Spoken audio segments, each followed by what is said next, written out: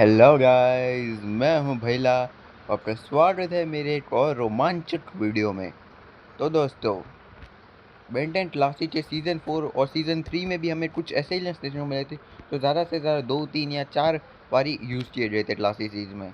जो एलियंस से अपचक, डेटो और आइडिया। तो आज हम उनके बीच वर्सेस बैटल रहे वो जाने कि इन तीनों में कौन जीत रहा।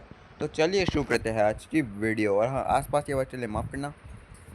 तो पहला आता है अपचट, जो मैं फर्स्ट टाइम बेंटेन क्लासिक के द विजिटर एपिसोड में देखने को मिल चुका था, जिसका होम वर्ल्ड है पेप्टोस। और हाँ, इससे पेप्टोस जो ग्रह है ना, वो 10-11 बार इनके हो चुके, क्योंकि यार ये अपने ही ग्रह को कई बार खा चुके हैं। इनकी स्पीशीज है गोरमार्ट सीन में 2 सब स्पीशीज पर्क और मर्क रहते हैं। जो अपचट है उसकी पावर की बात करें तो उसके पास जो कुछ 3-4 ज़बानें हैं जो बहुत ज़्यादा लंबी हो सकती है। साथ में वो अपनी ज़बानों से बहुत भारी भारी चीज़ों या लोगों को उठा सकता है, जैसे कि उसने ट्रैप डोजर को एक बार उठा कर खा लिया था। इसके अलावा वो बहुत सी बड़ी बड़ी चीज़ों को अपने छोटे से माउथ में खा पाता है। वैसा इसलिए क्योंकि उसका पेड़ एक टाइप की डायमेंशन जैसा है, जिसमें वो कुछ भी समा सकता है। इसके अलावा वो बहुत मात्रा में लिक्विड मटेरियल को भी खा सकता है। साथ में बहुत से एनर्जी को भी निगल सकता है। साथ में वो जिन भी चीज़ों को खाता है उसे एक्सप्लोडेबल वॉमिट यानी उल्टी के रूप में थूक देता है, जो बहुत पावरफुल अटैक माना जाता है अपचट का। इसके अलावा अपचट जो है अपने इस अटैक के द्वारा किसी मिसाइल की तरह उड़ भी सकता है और साथ में अंतरिक्ष में जीवित भी रह सकता है। इसके अलावा अपचट जो है किसी भी एनर्जी को खा के उसे वापस दूसरी जगह फेंक सकता है, जैसे क्रोमोस्टोन से लड़ते टाइम किया था। इसके अलावा अपचट के दांत बहुत ज़्यादा मजबूत है, इतना कि वो बड़े बड़े पत्थरों और लोहों को भी आसानी से खा जाते हैं।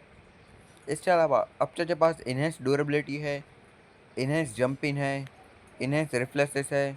साथ में अपचट जो है कुछ टाइम के लिए अपने पेट में किसी को चीज़ या शख्स को कुछ टाइम तक संभाल के रख सकता है। इसके अलावा अपचट की जो स्पीशीज़ है वो एक दूसरे के द्वारा हाव माइंड के द्वारा कनेक्टेड है, जिससे जब भी उनकी स्पीशीज़ पर कोई मुश्किल होती है वो एक दूसरे से कनेक्ट हो जाते हैं। इसके अलावा जो अपचट है वो स्लाइम स्पिट कर सकता है, मतलब एक टाइप का स्लिपरी लिक्विड थूक सकता है। साथ में इसका ये जो लिक्विड है ये एसिड भी है जो बर्फ़ को पिघला सकता है। कमज़ोरी की बात करते हैं तो अपचट ज़्यादा चीज़ों को खा ले तो उससे गाल बहुत ज़्यादा फूल जाते हैं, जो एक हद तक लिमिट होती है उसकी खाने की। इसके अलावा अपचट जो है ज़्यादा एनर्जी को अपने अंदर बॉडी में रखता है तो उसकी हालत ख़राब हो जाती है।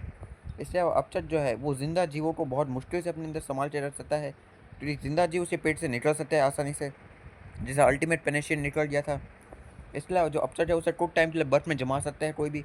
और बेंटेन क्लासिक सीरीज में जो है अपचट नॉर्मल इंसान को खाना नहीं खा सकता था, ये उसकी कमज़ोरी है। तो ये बात हो रही अपचट की। अब चलो बात करते हैं डिटो की। तो दोस्तों, डिटो हमें बेंटेन क्लासिक के first time divided we stand episode में देखने को मिला था। डिटो का होम वर्ल्ड है हैथोर और स्पीसीज है स्प्लिसेंट्स। जो डिटो है उसकी पावर की बात करें तो दोस्तों, डिटो जो है वो अपने बहुत सारे डुप्लीकेट्स बना सकता है। डिटो जो है वो अपने डुप्लीकेट्स के साथ मर्ज होकर एक सीडी बना सकता है खुद के लिए। डिटो जो है ओमनी और सीज में हमें ये दिखाया गया कि जब भी डिटो पर कोई अटैक होता है तो डिटो अपने क्लोन से अपने अंदर संभाल लेता है जल्दी से, यानी कि गायब कर सकता है उन्हें। इसके अलावा जो डिटो है, जब भी डिटो जब अपने क्लोन्स को मैग्नेट की तरह बुला सकता है जब उन्हें एक साथ ज्वाइन होना होता है। इसके अलावा डिटो के पास इनहेंस ड्यूरेबिलिटी है, साथ में इनहेंस जंपिंग, इनहेंस एक्रोबेटिक्स। इससे और डिटो जो है इनहेंस एजिलिटी भी है उसके पास। डिटो के पास इनहेंस रिफ्लेक्सेस है, इनहेंस डीडिंग मतलब गड्ढा बहुत अच्छा खोद सकता है। इसके अलावा अंडर वाटर सर्वाइबिलिटी। अब कमज़ोर की बात करते हैं तो जब तक डिटो की सारी कॉपीज आपस में इतना हो जाए तो वो टाइम आउट नहीं होता उनका, ये हमें क्लासेज में देखने को मिल चुका है एक बार। इसके अलावा अगर कोई डिटो के क्लोन्स को पूरी ज़ोर से एक साथ एक करने की कोशिश करे तो वो एक हो सकता है, जैसा हम ओमनिगस में देख चुके हैं। इसके अलावा बिजली से डिटो की बहुत बुरी हालत हो सकती है। साथ में जो पनिशन जो डिटो का कुदरती शिकार है वो डिटो को मार के खा सकता है, क्योंकि उसके पास भी कुदरत के डुप्लीकेट बनाने की पावर है। इसके अलावा डिटो जो है वो ठंडे वातावरण में उसकी बहुत बुरी हालत होती है। डिटो जो है क्लासिक सीरीज में हमें ये देखने को मिला है कि जब भी एक डिटो को पीटा जाता है तो दूसरे को भी सेम डर महसूस होता है। पहाड़ी राजा ओमनिगस में ये चीज़ बदल दी गई थी, जो अच्छा काम किया मेरे से। चलो अब डिटो की बात हो रही है, अब बात करते हैं आई गाई की। तो दोस्तों, आई गाई हमें फर्स्ट टाइम बेंटेन क्लासिक के नेगेटिव 10 पार्ट 2 एपिसोड में देखने को मिला था फर्स्ट टाइम। उसका होम वर्ल्ड है दोस्तों सित्रा, नाम गलत बोला तो माफ करना। और स्पीशीज है ऑप्टिकॉइड। आई गाई के पूरे शरीर में बहुत सी आंखें हैं। अब चलो बात करते हैं आई गाई की पावर्स की। तो दोस्तों, आईगाई के पास बहुत से आंख है, जिसके कारण उसके पास 360 डिग्री विजन है। दोस्तों आईगाई जो अपने शरीर में बहुत से आंखों को निकाल सकता है। साथ में आईगाई जो है अपनी अटैच करने के लिए वो अपनी शरीर से बहुत बड़ी आंख जो उसके पेट से निकलती है वो भी निकाल सकता है। इसके अलावा आईगाई जो है उसके पास है ऑप्टिक लेज़र, जैसे पावरफुल अटैक। इसके अलावा आईगाई जो अपने इस ऑप्टिक लेज़र से चीज़ों या खुद को एक पल के लिए उछाल भी सकता है। इसके अलावा आईगाई के पास इलेक्ट्रिसिटी भी है अपनी आंखों से निकालने की पावर। साथ में उसकी जो इलेक्ट्रिसिटी है वो कई बार बर्फ में जमा भी सकते किसी को। इसके अलावा आईगाई जो है उसके पास फ्लेम पावर भी है। इसके अलावा आईगाई जो है अपनी आई बीम से किसी भी चीज़ को जमा सकता है। आईगाई के पास enhance durability, enhance jumping, enhance acrobatics, enhance reflexes और साथ में वो आसपास के केमिकल्स को अपनी आंखों के द्वारा देख सकता है। कमज़ोर की बात करें तो आईगाई की आंखें उसके शरीर का सबसे कमज़ोर हिस्सा माना जा सकता है, जिनमें चोट लग सकती है या किसी आंखों में जलने वाली चीज़ से उसे तकलीफ हो सकती है। साथ में कुछ ऐसे केमिकल्स या खुशबू है जो आईगाई की आंखों को बहुत ज़्यादा तकलीफ पहुंचाती है।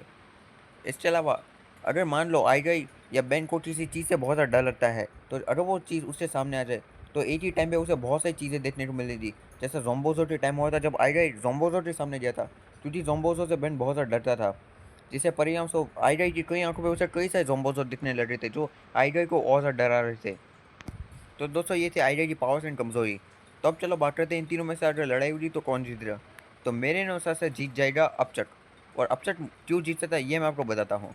तो दोस्तों जो डिटोटेड लोन है वो उसे परेशान तो कर सकते हैं कुछ टाइम के लिए, और जो आईगाई है उसके पास कई सारे पावरफुल अटैक्स है, नो डाउट। पर तुम भूलो मत कि अपचक बहुत कुछ खा सकता है और वो बहुत अच्छा एनएस जंपिंग भी तो है उसके पास। साथ में अगर आ गए उसके ऊपर कई सारे अटैच रहेगा तो अपचक उन अटैच को खा के उसके ऊपर उल्टी कर देगा। और इसके अलावा डिटो की डुप्लीकेट्स जो है वो ज़्यादा स्ट्रॉन्ग नहीं है, क्योंकि तुम ये मत भूलो कि अपचक जो एक पर चले वो ट्रैप डोजर और बड़े बड़े शेरों को निगल सकता है, तो डिटो से सामने है ही क्या दोस्तों। तो मेरे अनुसार से इस मुकाबले को जीत जाएगा दोस्तों अपचक। तो दोस्तों हमारे इस लड़ाई का विजेता है अपचक, और आपको क्या लगता है ये आप मुझे कमेंट करके बताइए। तो फिर मिलते हैं किसी और वीडियो में। Bye bye.